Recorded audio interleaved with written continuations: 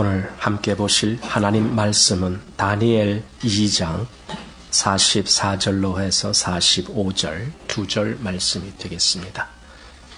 다니엘 2장 44절과 45절입니다.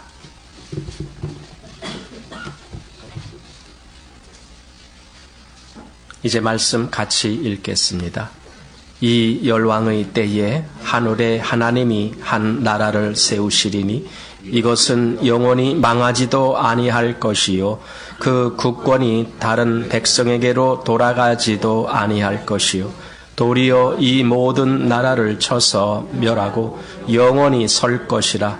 왕이 사람의 손으로 아니하고 산에서 뜨인 돌이 철과 놋과 진흙과 은과 금을 부서뜨린 것을 보신 것은 크신 하나님이 장래 일을 왕께 알게 하신 것이라. 이 꿈이 참되고 이 해석이 확실하니이다. 아멘.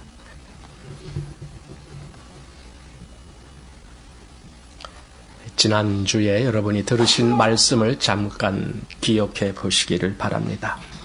주기도문에 있는 말씀 속에 나라가 임하옵시며 라는 그런 말씀을 우리가 생각했습니다. 그것은 하나님 나라입니다. 그 하나님 나라가 이 땅에서 이루어지는 것을 위해서 기도하라라고 주님이 그렇게 가르쳐 주신 기도입니다. 그것이 마태복음 6장 이제 9절부터 시작되는 이제 주기도문이라고 하는 그곳에 나온 부분입니다. 그런데 이제 그 뒤에 13절쯤 가보면은 또 이런 말씀이 나옵니다. 우리를 시험에 들게 하지 마옵시고 다만 악에서 구하옵소서. 그리고 마지막에 뭐라고 되어 있습니까? 나라와 권세와 영광이 아버지께 영원히 있사옵나이다. 그리고 아멘 합니다. 이 기도, 그러니까 주님이 가르쳐 주신 기도는 그건 우리 마음에서 항상 하나님을 향한 우리의 마음이 그래야 된다라는 뜻입니다. 그 마지막에 나라와 권세와 영광이, 이 나라와 권세와 영광이 영원토록 아버지께 있기를 원합니다라는 그 마음, 이것이 정말 하나님께 바른 기도를 하는 사람의 마음입니다. 그걸 가르쳐 주신 것입니다. 근데 그 중에 제가 또 보고 싶은 단어가 그겁니다. 나라라는 단어가 거기 나왔습니다. 나라가 하나님 것입니다. 이렇게. 물론 나라는 이 세상에 많은 나라가 있지만 이 세상 나라들은 영원한 나라가 하나도 없어요. 고대로부터 지금까지 아무리 찬란한 문화를 자랑하고 큰 영토를 자랑했던 나라라 할지라도 다 멸망했습니다. 그렇다면 지금 현재도 큰 나라가 있다 할지라도 그 나라도 망할 것입니다. 끝날이 올 겁니다. 옛날에 바벨론이 멸망했고 로마가 멸망했고 헬라 문화인 그리스가 멸망했고 그 이후에도 많은 큰 나라들이 있습니다. 그 튀르키예라고 하는 나라가 주동이 된 나라가 뭡니까? 그 왕국이 있었죠. 그것도 멸망했죠. 또 징기스칸이 있는 몽골도 그렇게 넓은 땅을 차지하더니 지금 아주 작은 땅으로 축소된 그런 몽골을 보게 되죠. 이렇게 이 땅에 존재하는 아무리 영화로운 나라라 할지라도 그 나라는 끝이 있습니다. 어쩌면 그것은 우리 인간이 그렇다라는 의미도 됩니다. 인간이 아무리 세상 살 때에 영화롭고 번창한다 할지라도 그 사람의 끝이 있습니다. 그리고 그 끝날은 아주 쉽게 금방 다가옵니다. 이렇게 한 해가 지나간 것이 여러분들은 어떻게 느껴집니까? 그냥 어물쩡 하다 보니까 이렇게 된 것 같은 느낌도 들지 않습니까? 특별하게 뭐 의미 있는 일, 뭐 이루어 놓은 일 있습니까? 어쩌면 아무것도 없는 것 같아요. 그런데도 금방 1년이 이렇게 지나가 버립니다. 젊었을 때는 그런 느낌이 별로 없어요. 1년이라는 게 뭐 이렇게 빨리 지난다 그런 느낌이 없어요. 그런데 나이가 이렇게 좀 들기 시작하면서 느껴지는 게 그겁니다. 참 세월 빠르다. 금방 그러니까 1년이 지난다라는 느낌이 드는 게 아니에요. 내 인생이 끝날이 다가오고 있다. 이게 느껴지는 거죠. 이제 그런 것들을 아마 느끼는 것이 하나님이 우리에게 주신 지혜가 아닐까 이런 생각도 해봅니다. 그 마태복음 6장 아까 말씀드린 주기도문 말씀 있고 그 뒤에 가보면은 또 그런 말씀이 있습니다.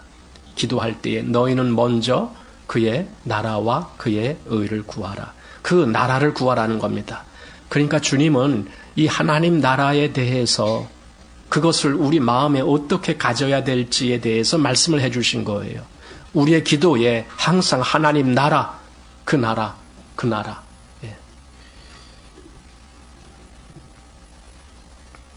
복음이 처음 이 땅에 이제 전파되기 시작할 때에 우리 마가복음에서 한번 보겠습니다. 마가복음 1장 말씀에서 어떻게 말씀하셨는지 보아야 되겠습니다.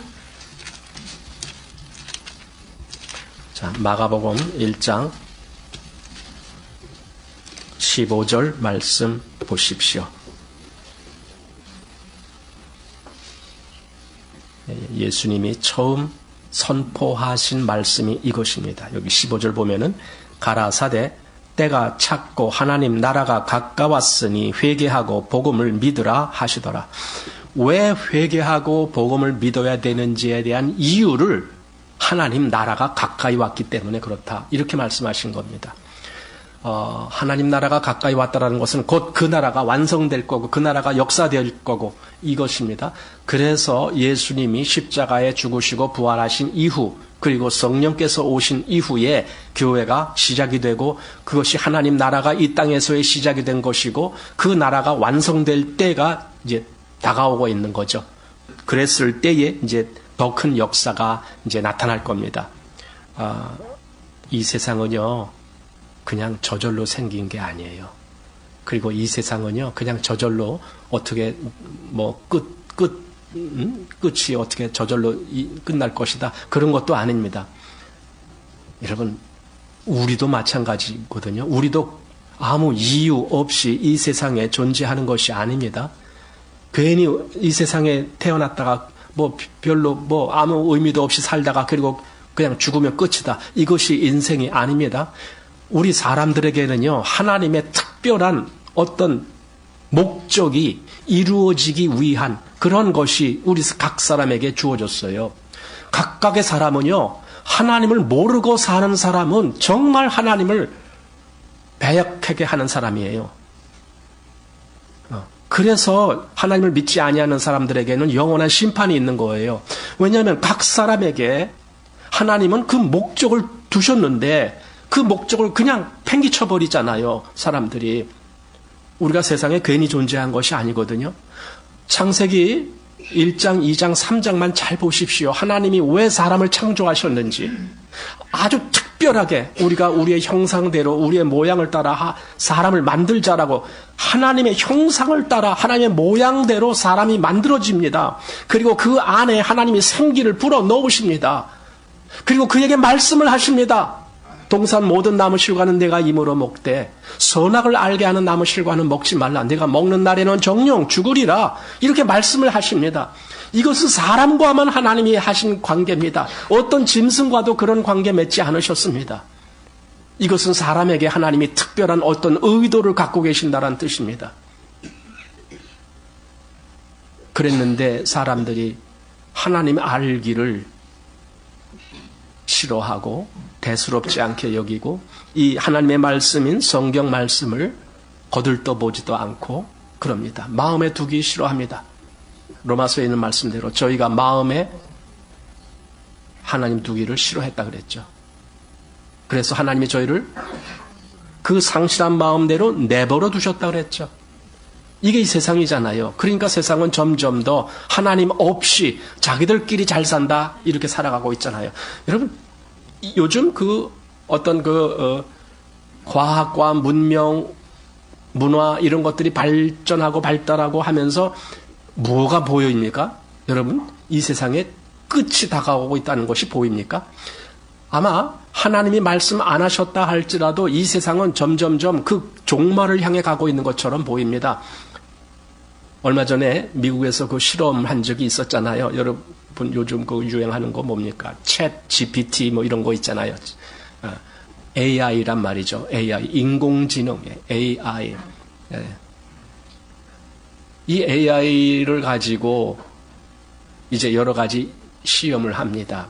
근데 이제 어디다 시험을 했느냐? 이제 군사 그 무기 체계에다 거기서 이제 AI를 시험했습니다.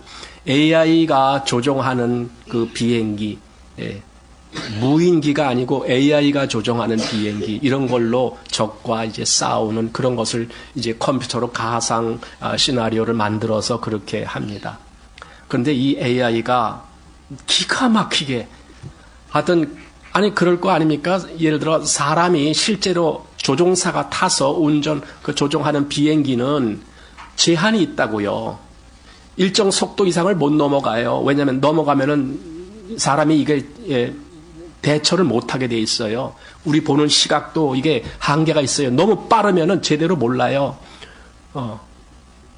거기다가 또 밑으로 꽉 내려오다가 갑자기 올라가는 이때 그 중력 가속도가 어마어마하게 붙잖아요. 우리 보통 느끼는 이런 중력 가속도의 한 대여섯 배, 심지어는 9배까지의 그 중력 가속도가 붙는데요. 그럼 그 순간에 온 피가 전부 발 쪽으로 다 몰린대요.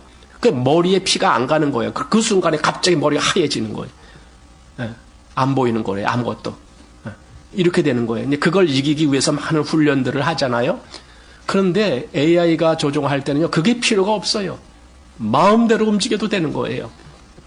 그래서 전쟁을 하는데 이 AI가 그러는 거예요. 지금 저기 있는 거를 내가 탁탁 이렇게 미사일이니 뭐니 이런 걸로 격추를 시켜야 되는데 이 앞에 걸적되는 비행기들이 있는 거예요. 그 걸적되는 게 자기 편 비행기들이 말하자면 조종사들이 탄 비행기들이 있는데 이 AI가 자기 마음처럼 이 조종사들이 빨리빨리 움직이질 못하니까 걸적되는 거예요. 그러니까 그것부터 처리하는 거예요. 자기 아군을. 그렇게 AI가 반응을 했습니다.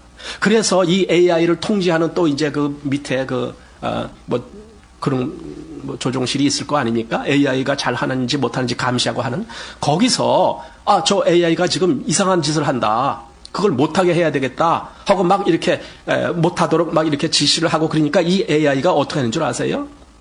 자기를 통제하는 그 본부 있잖아요. 거기를 공격해버려요. 왜 네가 나를 건드려? 이런 식이에요. 나는 이걸 해야 되겠어. 그러니까 AI가 한번 목표를 정하면은요, 그 목표를 달성하기 위해서 모든 그 어떤 그 방해 요인들을 다 처리하는 거예요. 그것이 인간이든 뭐든. 그렇게 한다는 거예요. 물론 그게 이제 일종의 그 시뮬레이션으로 그렇게 했기에 망정이지 그게 실제가 됐다라면 큰일 나는 거죠. 이제 그런 일이 있어서 사람들이 이제 경각심을 갖는 거예요. 큰일 났다. 이 AI를 이대로 그냥 발전시켰다가는 인류가 멸망하겠다. 그럼 어떡하느냐?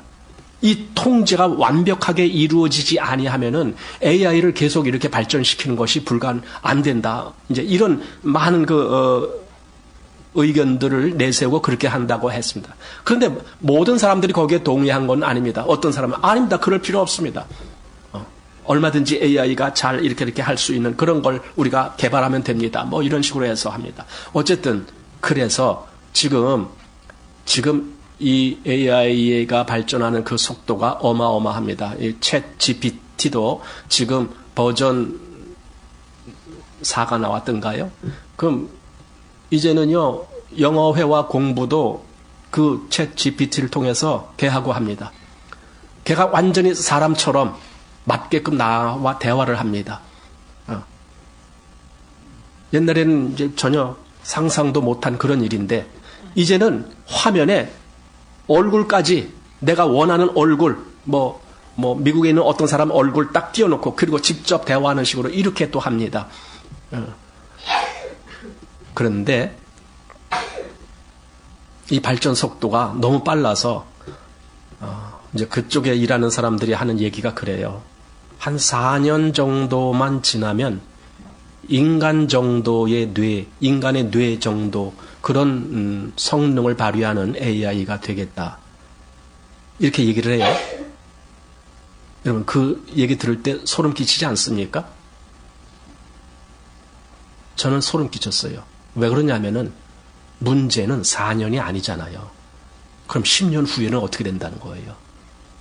사람을 능가한다는 거잖아요. 이 AI가. 이제는 AI가 사람을 지배할 때가 오는 거예요.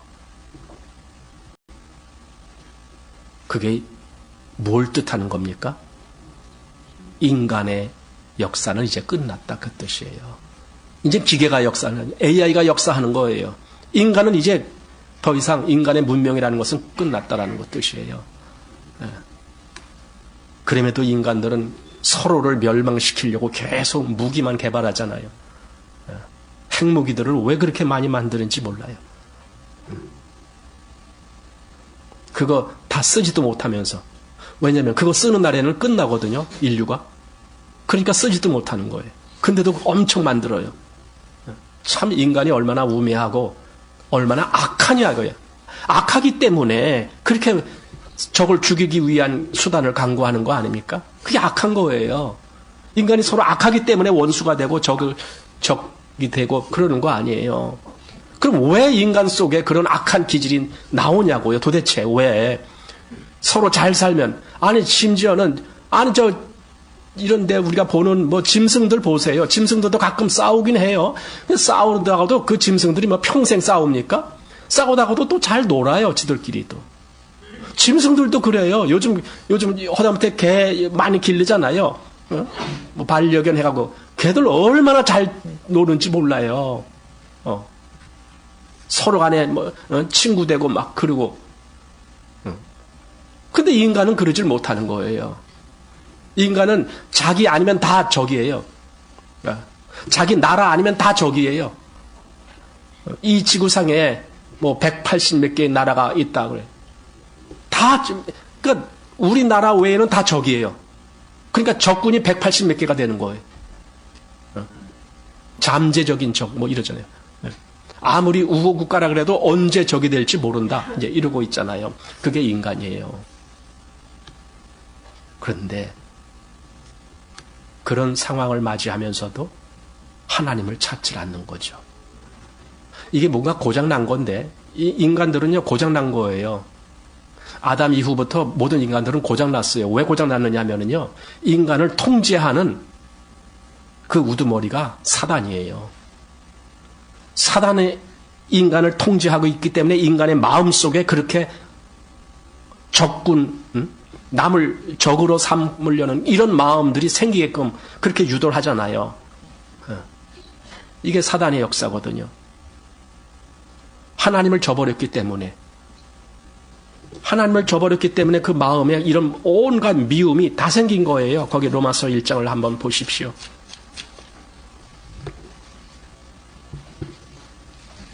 자, 로마서 1장 28절 말씀.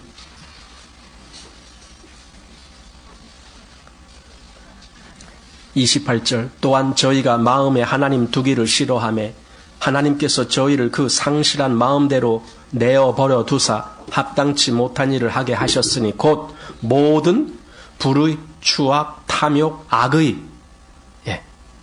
이게 무슨 뜻인지를 아시겠죠? 불의, 추악, 탐욕, 악의가 가득한 자요. 시기, 살인, 분쟁, 사기, 악독이 가득한 자요.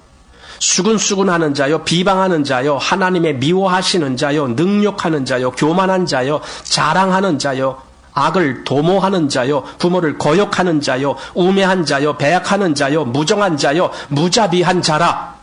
여러분, 이게 남 얘기 같이 보입니까? 아니잖아요. 이게 지금 오늘날 우리 인간들이 사는 모습이 이렇잖아요. 정말 왜 그러냐? 여기 시작이 그거예요. 저희가 마음에 하나님 두기를 싫어하며 하나님을 잃어버렸기 때문에 그런 거예요. 그래서 하나님을 잃어버린 그 마음을 누가 차지했느냐? 사단이 차지한 거예요. 사단이 처음부터 하나님을 방해하려고 첫사람 우리 아담 하와를 넘어지게 만든 것이 사단이에요. 그 마음에 하나님이 아니고 자기 생각을 싹 집어넣은 거예요. 그래서 이렇게 된 거죠. 어쩌면 이 세상에 이렇게 많은 나라가 있는데 이 나라들이 다 멸망할 겁니다. 여러분, 우리나라도 마찬가지입니다.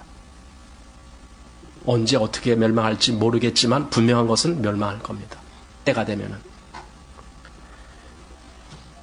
그래서 아까 마가복음 1장 15절에 때가 찼고 하나님 나라가 가까웠으니 회개하고 복음을 믿으라. 이 말씀을 하시는 겁니다. 때가 찼다.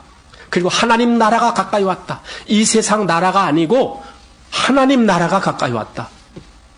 그리고 회개하라라는 말은 그래야 너희가 그 하나님 나라에 들어간다. 네. 회개하지 아니하면 여러분 회개가 뭐라고 생각하십니까? 어떻게 보면은 간단한 내용이에요. 그러나 중요한 문제가 있어요, 거기. 회개는요, 내 길이 잘못됐구나. 내가 지금 가는 길이 잘못됐구나. 내가 지금 이 살아온 이 인생길이 잘못됐구나 하고 이걸 돌이키는 겁니다. 어디로 돌이키느냐? 하나님이 오라라고 한 그 길로. 왜? 그게 옳은 길이니까. 이게 회개예요. 회개는 느낌이 아닙니다. 감정이 아닙니다. 또는 머리에 깨달음 뭐 이런 것이 아닙니다. 회개는 내 길이 바뀌는 거예요. 내 인생이 바뀌는 거예요. 이게 회개입니다. 근데 그 회개하고 복음을 믿으라라고 했습니다. 여러분, 복음은 뭐예요? 복음은 예수 그리스도예요. 예수 그리스도를 믿으라는 거예요. 그럼 왜 그러느냐? 그래야 하나님 나라에 너가 들어간다 이거예요. 여러분, 그렇지 아니하는 사람들은요, 이 세상이 멸망할 때 같이 멸망합니다. 그리고 그것이 어떤 사람들에게는 웃음소리로 들릴 거예요. 그냥 농담하는 식으로 들릴 거예요. 예, 왜 그러냐면은 사단이 그 사람의 귀를 막아놨기 때문에 안 들리게 만들죠. 이런 말씀이, 이 하나님의 말씀이 그 사람 귀에는 그냥 농담으로만 들리게 만들어요. 근데 본인은 자기가 지금 사단에게 속고 있다라는 생각을 전혀 못하죠. 이게 인간이 우매한 존재가 됐기 때문에 그렇습니다. 그래서 하나님 나라, 영원한 하나님 나라, 그 나라는 장차 우리가 갈 나라도 있지만 이미 이 땅에서도 그 하나님의 나라는 시작이 됐다. 우리가 이제 지난주에 그런 내용들을 다 보았습니다. 그러면서 마태복음 19장에 이렇게 된 것을 한번 보시기 바랍니다. 마태복음 19장 23절 말씀을 보시기 바랍니다. 예수께서 제자들에게 이르시되 내가 진실로 너희에게 이르노니 부자는 천국에 들어가기가 어려우니라. 다시 너희에게 말하노니 약대가 바늘기로 들어가는 것이 부자가 하나님의 나라에 들어가는 것보다 쉬우리라 하신대. 예, 이제 부자 얘기가 나왔는데 이게 조금 해석하기가 그렇게 쉬운 해석은 아닙니다. 부자라는 해석이 이게 사실 마음의 문제이기 때문에 그렇습니다. 마음이 이 세상에 있는 것으로 꽉 차 있으면 그 사람은 부자인 겁니다. 그래서 마태복음 5장에 심령이 가난한 자는 복이 있나니 이렇게 말했습니다. 가난이란 말은 거기에 이 세상 것으로 꽉 채우지 아니하고 뭔가 다른 것을, 뭔가 영원한 것을, 뭔가 가치 있는 것을 그걸 찾아 나가는 이 마음이 가난한 마음입니다.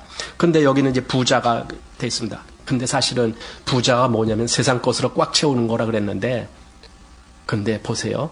사람들이 살아가는 목적이 뭡니까? 부자 되기 위해서 살아요. 그렇잖아요? 부자 되는 게 목적이잖아요. 이 세상 것으로 내가 더 채우는 게 목적이잖아요. 그게 돈이든 그게 금덩어리든 아니면 그게 무슨 뭐 다른 값어치 있는 뭐든 어쨌든 이 세상 것으로 난 채우기를 원한다.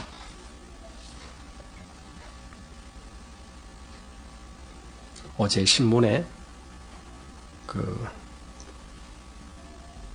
신영균이라는 분, 그분이 배우죠, 맞죠? 그분의 기사가 그분이 이제 대담한 그런 내용이 아주 이제 분량이 많게 그렇게 났는데 그분이 이제 노년이 돼갖고 물론 이제 그 동안도 많은 그 자선 뭐 이런 걸 했는데 이제 자기가 남은 여생 얼마나 살겠느냐. 자기가 그동안 뭐 영화 배우로도 일했지만은 뭐 사업도 하고 뭣도 하고 해서 많은 돈을 이제 모아놨다는 거예요. 그동안 뭐 이렇게 그 자선 사업 한 것을 이루다 헤아릴 수 없이 많지만 아직도 남아 있다는 거예요. 그래서 그분이 하는 말이 그래. 내가 죽기 전에 난 이걸 다 환원하고 싶다. 사회에 다 이렇게 돌리고 싶다. 그러니까 그 기자가 물어봐요. 그거 아깝지 않으세요? 이렇게 물어요. 아깝지 않으세요? 그러니까 아니다. 나 전혀 아깝지 않다. 난 이렇게 내가 사회에 환원하는 것이 난 더 기쁘다. 내 마음에. 그런 얘기를 하더라고요. 참 그거 아무나 할 수 있는 말이 아니라고 생각돼요. 근데 그분이 그렇게 얘기를 하더라고요. 그분이 정말 뭔가를 깨달았겠죠. 인생이라는 게 뭔지를 깨달았겠죠. 그러면서 그렇게 얘기하는 기사가 신문에 난 걸 봤는데 여기 부자는 천국에 들어가기가 어렵다. 그러면서 이제 23절에는 천국이라는 말로 번역이 돼 있고 24절에는 하나님 나라에 들어가는 것보다 쉬우리라 하면서 약대가 그렇게 한다. 그러니까 하나님 나라나 천국이나 같은 의도로 사용했어요. 그래서 제가 가끔 어떤 분들은 천국과 하나님 나라를 따로 구별하려고 하는데 그럴 필요 없다라고 제가 말씀드린 겁니다. 여기서 지금 같이 쓰고 있습니다. 여기서 하나님 나라라고 한 것과 천국은 the kingdom of heaven 이렇게 돼 있고 하나님 나라는 the kingdom of God 이렇게 돼 있습니다. 근데 여기서는 똑같이 쓰고 있는 겁니다. 그걸. 부자는 하나님 나라가 들어가기가 아주 어렵다. 이게 뭡니까? 마음이 문제라는 거예요. 마음이 뭘 붙잡고 있느냐가 문제인 거예요. 사실 이 세상 것으로 꽉 붙잡고 있는 사람은요, 하나님 못 붙잡아요. 믿음이 안 생겨요. 붙잡을 수가 없어요. 왜냐하면 이미 마음이 부자인걸. 마음을 꽉 채웠는데 더 이상 하나님 것으로 어떻게 채워요? 못 채워요. 예. 그래서 이렇게 말씀한 거예요. 그럼 언제 이게 벌어지겠습니까? 그게 다가 아니라는 걸 알아야죠. 내가 아무리 이 세상 것으로 채워도 내 끝날에 그걸 다 어떻게 할 거야? 아무 소용이 없어요. 끝날에 다 놓고 가야 돼요. 예. 의미가 없다고요. 그런데 문제는 인생은요, 이 세상에서 이렇게 살지만 이 세상의 삶이 끝이 아니거든요. 히브리서 9장에 뭐라 그랬어요? 한번 죽는 것은 사람에게 정하신 것이요. 그 후에는, 요 단어, 그 후에는 여러분, 죽음 이후가 있단 말이에요. 죽음 이후의 일, 그 후에는 심판이 있으리니 그랬다고요. 그러니까 죽음 이후를 한번 생각해 본다라면은 이 세상에서 내가 이렇게 산다라는 것이 무슨 의미인지를 생각할 겁니다. 그런데 사실은요, 교회에 다닌다는 사람조차도 마찬가지예요. 뭐냐면 죽음 이후를 몰라요. 그 이후의 세상에 뭐가 있어? 예. 아니, 그래서 이 정말 하나님을 진짜 믿은 사람이라면요, 내가 이렇게 살 수가 없다라는 걸 느껴요. 내가 지금 이 세상에서 그래 세상 것으로만 내가 배불리면 돼. 이렇게 살 수가 없다. 이게 느껴져요. 진짜 하나님을 아는 사람이라면. 그런데 교회 다녀도 역시 하나님 모르기는 마찬가지예요. 그러니 뭘 믿고 말고가 뭐가 있어? 아예 하나님을 알지도 못하는데. 그러니 죽음 이후의 세상에 대해서 뭔 관심이 있겠어요? 하나님 믿는 것도 그냥 나 이 땅에서 잘 먹고 잘 살게 해주세요. 그걸 위해서 하나님 찾잖아요. 이게 엉터리라는 거예요. 예. 이건 하나님도 아니고 아무것도 아니에요. 이건 미신밖에 안 되는 거예요. 하나님 이름을 미신거리로 전락시키는 거예요. 나 이 땅에서 잘 먹고 잘 살게 해주세요. 하나님, 이렇게 하나님 이름을 부르면서. 근데 분명히 말씀했잖아요. 부자는 천국에 들어가기가 어려우니라. 예. 얼만큼 어려우냐? 약대가 바늘 끼로 들어가는 것보다 더 어렵다. 예, 이게 뭐 불가능하다 그 뜻이잖아요. 그런데도 부자 돼달라고 해주는 거죠. 예. 우리 유대인들에게 예수님이 책망을 하신 대목이 있는데 마태복음 21장 말씀 보시기 바랍니다. 자, 마태복음 21장 33절부터 이 말씀이 계속 이어지는데 제가 한번 빨리 읽어보겠습니다. 33절.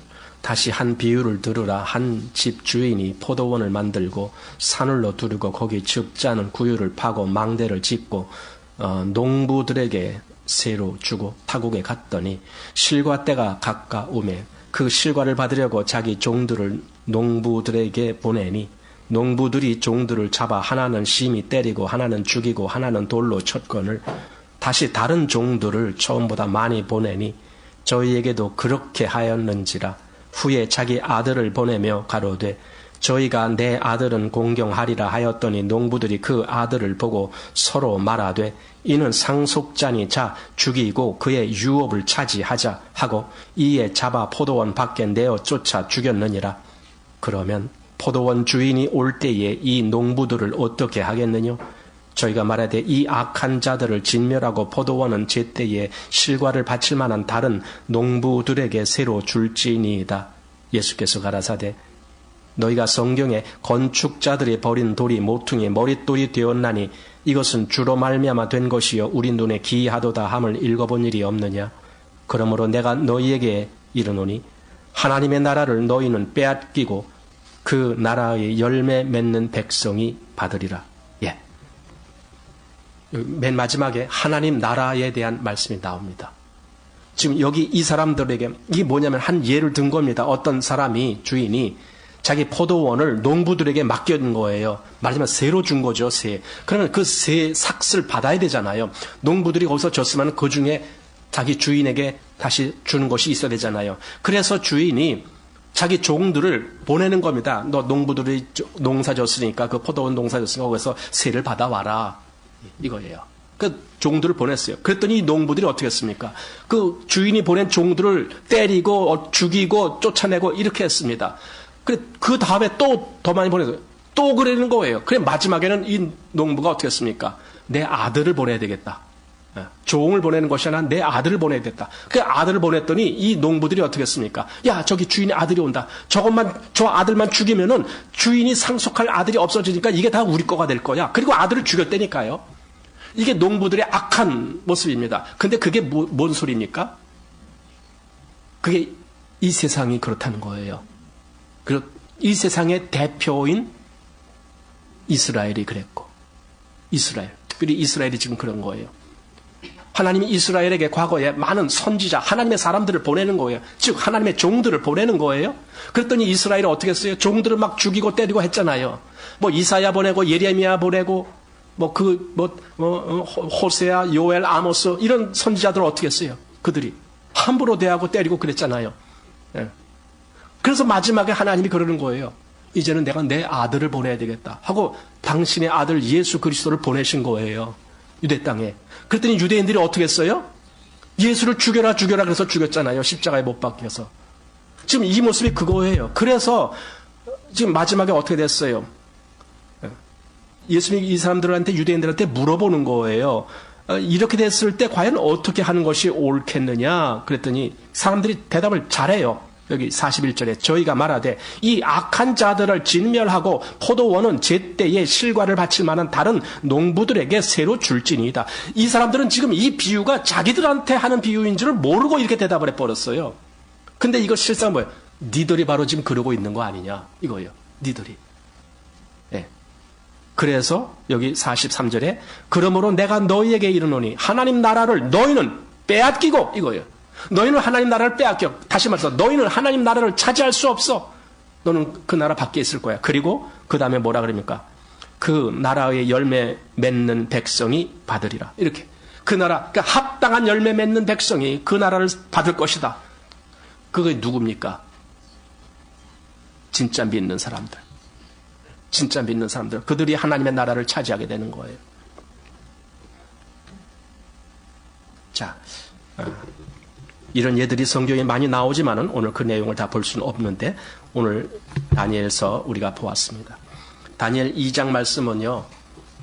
다니엘은 지금 어디 있느냐면은 바벨론이라고 하는 그 나라에 거기서 이제 잡혀 있는 거죠. 말하자면은 이스라엘 많은 사람들이 바벨론이라는 나라에 가서 거기서 살아요. 왜 잡혀갔으니까.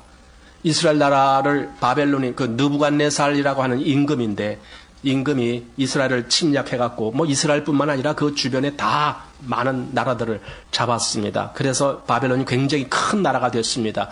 그래서 그때 바벨론에 잡혀간 사람 중에 이 다니엘도 있는 거예요.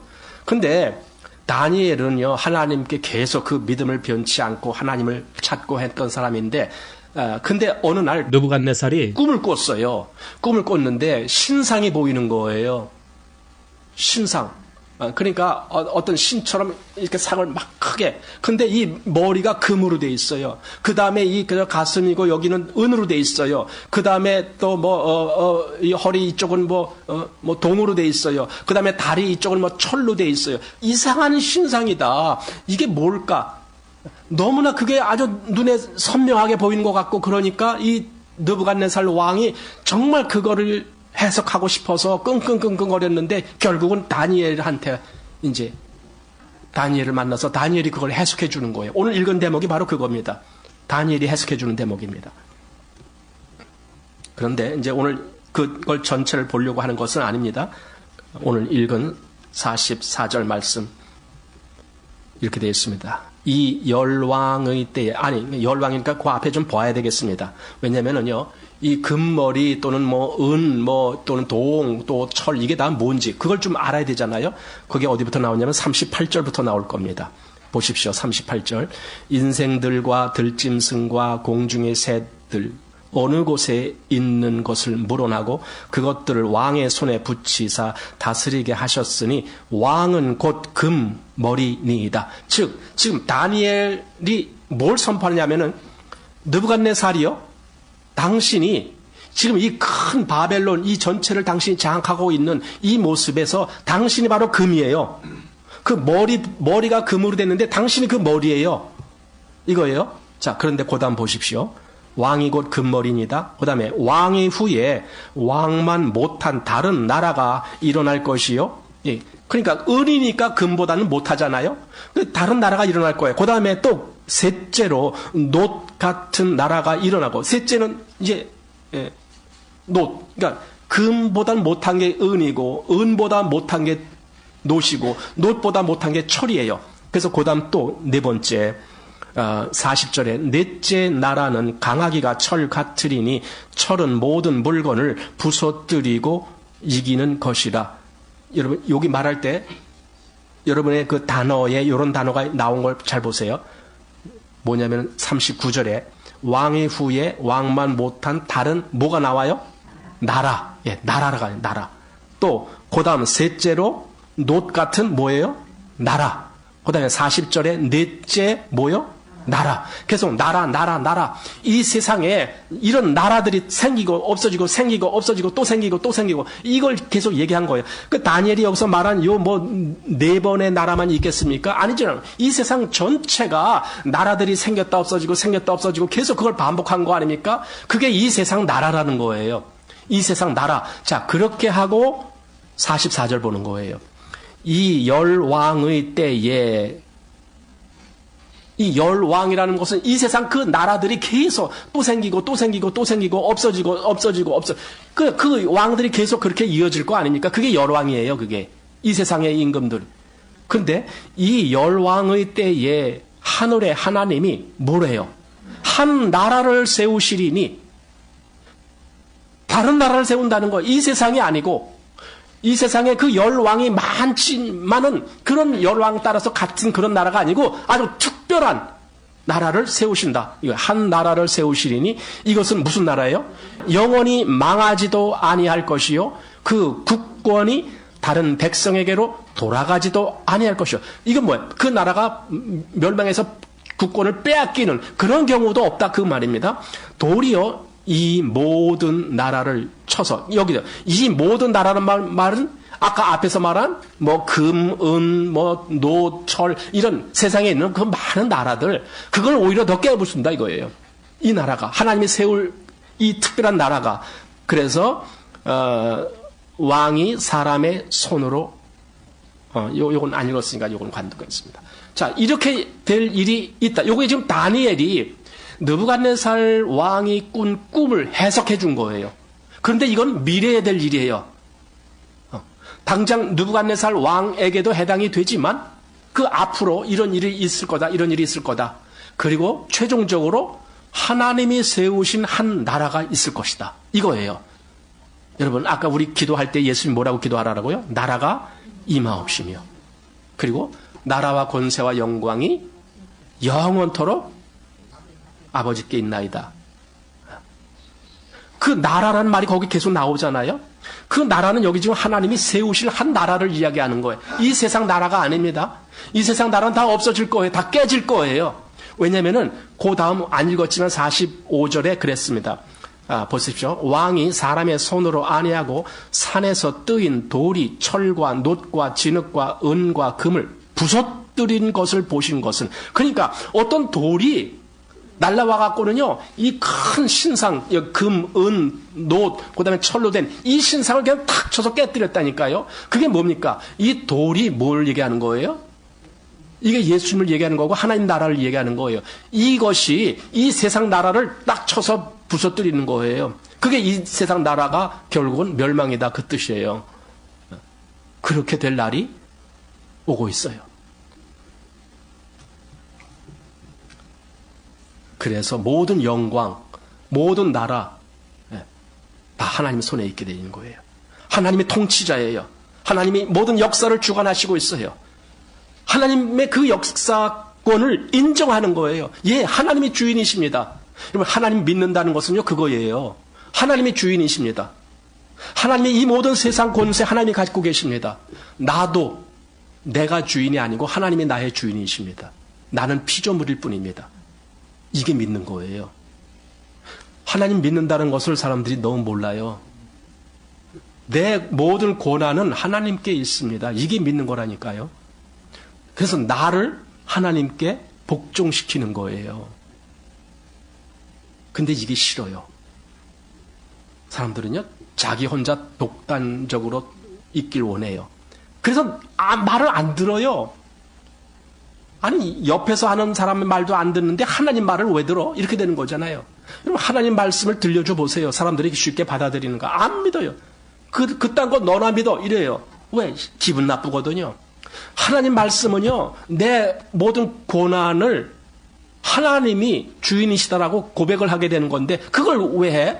난 내가 주인이고 싶은데, 이거예요. 끝까지 난 내가 주인이고 싶어. 그래서 하나님이 안 믿어지는 거예요. 그러니까 요즘 교회들은 이상하게, 예, 맞아요. 당신이 주인인데, 당신이 더 잘 되기 위해서 하나님을 믿어야 돼요. 이렇게 바꿔버렸어요. 나는 목사님들 중에 사기꾼이 많다고 느껴져요, 지금. 진짜 하나님 말씀대로 전파하지 아니하고 사람들 듣기 좋게 하나님을 그렇게 다시 바꾸어서 소개를 하거든요. 이건 사기꾼이에요. 큰일 날 일이에요. 하나님의 주권이 왜 사람들에게 빼앗깁니까? 여러분, 하나님이 사람을 위해서 존재하는 겁니까? 틀렸어요. 사람이 하나님을 위해서 존재해야 돼요. 왜? 사람은 피조물이니까.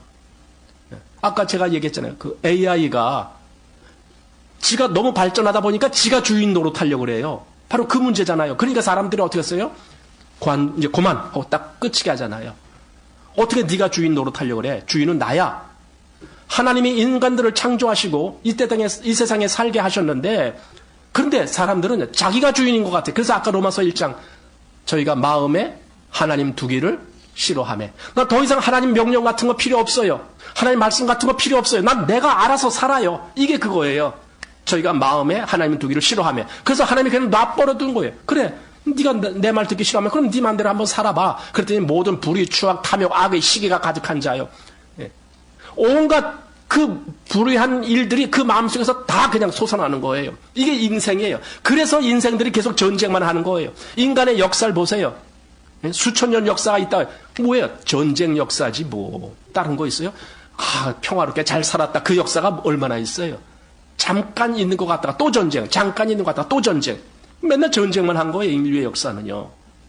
그러면서 뭐 잘났다라고 떠들까요, 인간들이?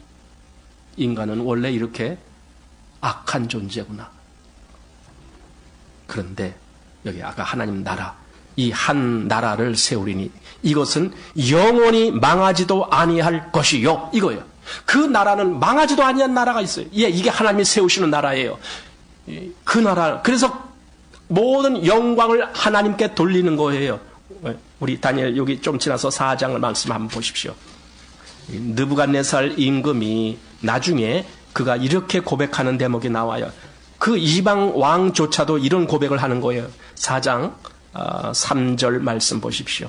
크도다 그 이적이요 능하도다 그 기사요 그 나라는 영원한 나라요 그 권병은 대대에 이르리로다. 여기서 말한 그 나라가 바로 하나님 나라를 두고 얘기한 거예요. 느부갓네살 왕조차도 그 하나님 나라가 영원한 나라라는 걸 그걸 알았어요. 그걸 고백했어요. 근데 왜 요즘 교회까지 다니면서 하나님 믿는다라고 하는 사람들조차도 왜 이걸 모르냐고요. 그냥 이 세상에서 잘 사는 걸 그걸 위해서 하나님을 찾느냐고요. 왜? 예. 세상에 그런 엉터리가 어디 있어요? 사단이 한 일 중에 가장 기가 막힌 일은 다 교회 다니게 만들고 다 하나님 믿게 만들고 다 뭐 그리스도인이라고 만들고 근데 어떻게? 영광을 지가 차지하는 거. 하나님이 아니고 자기가 차지하는 거. 자기 잘 되는 거. 이게 목적인 거예요. 그것 때문에 교회 다니고 그것 때문에 하나님 믿고 그것 때문에 뭐 하고 다 하는 거예요. 이게 사단이 넣어준 아주 기가 막힌 걸작이에요. 예, 사단의 걸작. 말하자면 거짓 그리스도인들 되게 만든 거. 예. 여기 느부갓네살 왕조차도 그 나라는 영원한 나라예요. 이렇게 고백하잖아요. 예. 이 다니엘에서 그런 말씀을 자주 보게 되는데 7장으로 한번 가보십시오. 7장 13절 말씀 보십시오. 자, 7장 13절. 내가 또 밤 이상 중에 보았는데 인자 같은 이가 하늘 구름을 타고 와서 옛적부터 항상 계신 자에게 나와 그 앞에 인도되매 그에게 권세와 영광과 나라를 주고 모든 백성과 나라들과 각 방언하는 자로 그를 섬기게 하였으니 그 권세는 영원한 권세라 옮기지 아니할 것이요 그 나라는 패하지 아니할 것이니라. 이게 하나님의 영원한 나라예요. 바로 여기 그가 바로 예수 그리스도십니다. 그에게 이 권세, 영원한 권세가 주어진 겁니다. 그래서 좀 지나서 27절 말씀 보십시오. 나라와 권세와 온 천하 열국의 위세가 지극히 높으신 자의 성민에게 붙임 바 되리니 그의 나라는 영원한 나라이라. 모든 권세 있는 자가 다 그를 섬겨 복종하리라 하며 이렇게 됐습니다. 그의 나라는 영원한 나라다. 이거예요. 영원한 나라. 예. 우리 요한복음 17장 사실 오늘도 지금 제가 본문은 다니엘서에서 취했지만은 요한복음 17장을 계속 저는 보고 있는 거예요. 거기에 예수님이 기도한 내용, 그 내용을 우리가 계속 보는 거예요. 그 예수님이 기도 중에 아버지께서 내게 주신 자들이란 말씀이 거기 한 3번인가 이렇게 나오잖아요. 아버지께서 내게 주신 자들, 그 얘기가 거기 나와요. 그런데 결국 예수님은 그 아버지께서 내게 주신 자들을 또 어떻게 한다는 거예요? 다시 아버지께 드린다는 거예요. 다시. 그러니까 그 아버지께서 내게 주신 자들로 아버지께 합당한 자가 되게 하셔서 다시 아버지께 드리겠습니다. 이게 예수님이 하시는 일입니다. 그래서 예수님이 아까 요한복음 17장 17절에 아버지여 저희를 진리로 거룩하게 하옵소서. 아버지의 말씀은 진리입니다. 왜 거룩하게 합니까? 하나님 나라에 합당한 사람이 되게 하기 위해서 그렇게 하는 거예요. 그래서 나라를 다시 아버지께 돌리는 거예요. 그 얘기가 고린도전서 15장에도 나와요. 보십시오.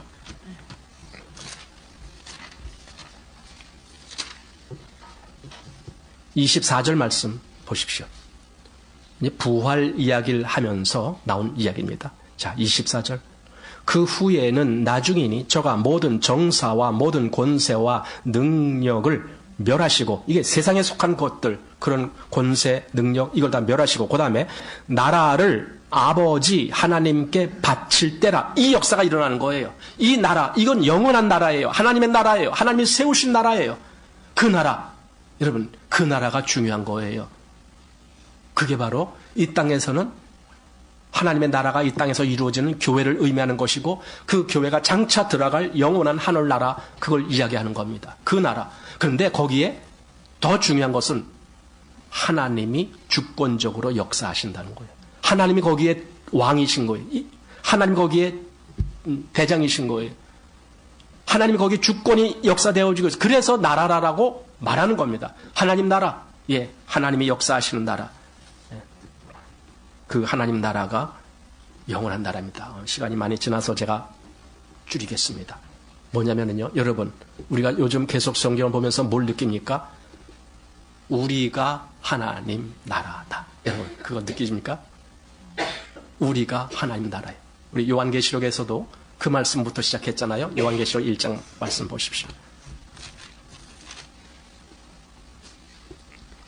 자, 6절 말씀. 요한계시록 1장 6절. 그 아버지 하나님을 위하여 우리를 나라와 제사장으로 삼으신 그에게 영광과 능력이 세세토록 있기를 원하노라. 이렇게 그가 우리를 나라로 삼으셨어요. 물론 제사장으로도 삼으셨어요. 그러니까 나라를 바로 우리라고 만드셨어요. 우리가 그럼 뭐예요? 아까 그 나라가 어떠하다고요? 영원하다. 그래서 우리가 영원한 나라를 상속한 거고 우리가 결코 멸망치 아니하는 존재가 돼버린 거예요.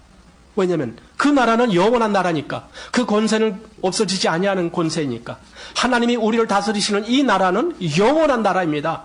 여러분, 우리에게 주어진 이 나라가 얼마나 기가 막힌 나라고 얼마나 놀라운 거예요. 왜냐하면 이 세상에 속한 어떤 나라도 다 멸망했습니다. 금과 같은 나라, 은과 같은 나라, 놋과 같은 나라, 철과 같은 나라 다 망합니다. 다 망해요. 그런데 새롭게 세우신 하나님의 나라, 바로 우리가 지금 속해 있는, 우리를 그렇게 나라로 삼으신 그 나라는 영원한 나라예요. 그리스도인이 바로 그런 사람들이에요. 그리스도인은요, 엄청난 특권을 갖고 있는 사람들이에요. 그리스도인은 함부로 이 세상에 있는 사람과 비교하지 마십시오. 이 세상은 다 멸망할 거예요. 그러나 그리스도인은 영원한 하나님 나라를 상속했어요. 그게 놀라운 거 아닙니까?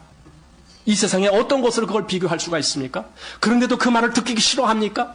그 말을 안 들을 겁니까? 나도 하나님 백성 되고 싶습니다. 그 생각이 없습니까? 나 그냥 이 세상에서 잘 먹고 잘 사다가 어느 날 꽥 하고 죽을래요. 그 생각만 합니까? 정말 하나님 나라에 나도 가야 되겠습니다. 나도 그 나라를 상속해야 되겠습니다. 이런 마음이 안 듭니까? 이 성경을 제대로 보십시오. 하나님이 지금 뭘 얘기하고 있는지. 예수님이 요한복음 17장 17절. 그래서 그 얘기를 또 하신 거예요. 아버지여, 저희를 진리로 거룩하게 하옵소서. 예수님이 지금 누굴 위해서 기도하고 있어요? 하나님의 백성, 그리스도인들, 우리를 위해서 기도하고 계신 거예요. 우리는 예수님이 기도를 하셔야 할 만큼 그렇게 하나님께 소중한 존재가 되어버렸다고요. 예수님, 내가 세상에 있는 다른 사람들을 위해서 지금 기도하는 것이 아니라 바로 이들을 위해서 기도합니다. 그랬잖아요. 그리고 저들로 인해서 또 나를 믿게 될 그들을 위해서 기도합니다. 그랬잖아요. 그러니까 정말 주님이 그들을 위해서 기도하는 이 엄청난 대상자가 바로 우리라는 거예요. 그리고 우리가 바로 하나님의 그 영원한 나라고. 그러니 여러분, 그리스도인들이요, 세상에서 우리가 제대로 대우를 못 받고 세상에서는 만물의 찢기와 같이 산다 할지라도 기죽지 마십시오. 우리에게 영원한 나라가 있어요. 온 세상을 멸망할지라도 여기 그리스도인들에게 주어지는 이 영원한 나라는 멸망치 아니할 나라예요. 이 나라를 우리가 받은 겁니다.